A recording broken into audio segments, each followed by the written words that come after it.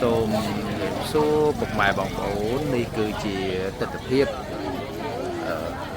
ថ្ងៃប្រឡងជុំសិក្សាទុតិយភូមិបាក់ឌុបបាទថ្ងៃនេះខ្ញុំស្ថិតនៅវិទ្យាល័យកំពង់ធំវិទ្យាល័យកំពង់ធំនោះគឺមាន2មណ្ឌលគឺវិទ្យាល័យកំពង់ធំកើតនិងវិទ្យាល័យកំពង់ធំលិចប៉ុន្តែសម្រាប់វិទ្យាល័យគឺមានតែមួយទេបាទប៉ុន្តែគេចែកជា2មណ្ឌលហើយយើងឃើញថានេះគឺជាទស្សនវិជ្ជាម៉ោង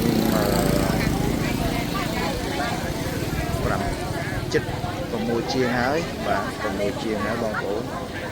6:42ហើយនេះគឺជាទស្សនវិជ្ជានៃកងកម្លាំងកំពុងតែរៀបចំស្ដាប់ធ្នាប់ក៏ដូចជាបងប្អូនជាអាណាព្យាបាលមេដាបេដាសិស្សបាទកំពុងតែឈរនៅតាមមុខសាលាហើយអ្នកខ្លះក៏មិនបានមកអ្នកខ្លះក៏បានមកឃើញថាសន្តិសុខយើងកងកម្លាំងគឺកងកម្លាំងនគរបាលខេត្តកំពង់ធំកងរាជអាវុធហត្ថ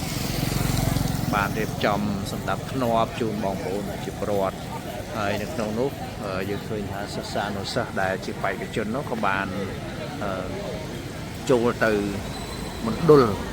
បានច្រើនហើយដែរបាទនៅខ្លះតិចតួចបាទហើយលោកគ្រូអ្នកគ្រូដែលជាអបមាតក៏ដូចជាប្រធានមណ្ឌលក៏ដូចជាអនុរិយបានធ្វើការឆែកឆេរជាពិសេសគឺបានត្រួតពិនិត្យហើយយើងសង្កេតឃើញអំពីសកម្មភាពនៃការយកចិត្តទុកដាក់មួយឃើញថាបេក្ខជនមានតែបានសម្គាល់ខ្លួនមានតែប៊ិចបន្ទាត់ក៏ដូចជាសម្ភារៈសម្រាប់ប្រឡងគឺមិនមានអីច្រើនទេបាទមិនដូចសម័យមុនដែលមានគ្រូយ៉ុងផងអីផងឥឡូវខាងសមាជិកដែលជាគ្រូឬក៏ជាអ្នកត្រួតពិនិត្យហ្នឹងបានរៀបចំត្រួតពិនិត្យមើលទៅលើកាបូបដែលក្នុងនោះសកម្មភាពនេះបង្ហាញថាពី1ឆ្នាំទៅ1ឆ្នាំក៏ដូចជាពីមួយចំនួនទៅមួយចំនួនការប្រឡងបាក់ឌុបបានយល់មានន័យថាมันមានអីត្រូវពិបាកយកព្រុយយ៉ុងឬក៏យកអីដែលជាជំនួយទេគឺមានតែប៊ិចខ្មៅដៃបន្ទាត់ក៏ដូចជាសម្ភារៈដែលត្រូវប្រឡងហ្នឹងចូលទៅដូចជាកាតទៅអញ្ចឹងมันមានអីលំបាកទេបាទមានន័យថាការខិតខំប្រឹងប្រែងលើវិស័យអប់រំគឺបានយកចិត្តទុកដាក់ខ្ពស់ហើយខ្ញុំសូមបញ្ជាក់មកកន្លែងនេះវិញបាទយើងឃើញថាសកម្មភាពអំពីកងកម្លាំងបានរៀបចំសម្ដាប់ធ្នាប់សុវត្ថិភាពក៏ដូចជាការយកចិត្តទុកដាក់ហើយនៅក្នុងនោះក៏ឃើញមានការរៀបចំនៅការផ្ញើកង់ម៉ូតូដើម្បីឲ្យងាយស្រួលជាពិសេសការកាត់បន្ថយនៃការចំណាយរបស់បេក្ខជនដែលមកពីឆ្ងាយឬក៏ជាដែលបានយកមធ្យោបាយមកផងដែរហើយនៅក្នុងនោះក៏សកម្មភាពសហភាពសហព័ន្ធយុវជនកម្ពុជាក៏បានរៀបចំនៃការទុកដាក់ហើយកងកម្លាំងយើងក៏មានការល្បាតរៀបចំឲ្យមានស្ដាប់ធ្នាប់ល្អហើយសូមបញ្ជាក់ថានៅក្នុងខេត្តកំពង់ធំបាទសម្រាប់មណ្ឌលប្រឡងគឺមានចំនួន13មណ្ឌលដែលនៅក្នុងនោះគឺមានស្រុកចំនួន2ដែលសម្រាប់មណ្ឌលដែលត្រូវធ្វើការប្រឡងនៅក្នុងក្រុងសឹងសែនមានចំនួន11មណ្ឌលហើយនៅក្នុងនោះដែលយើងឃើញថាបេក្ខជន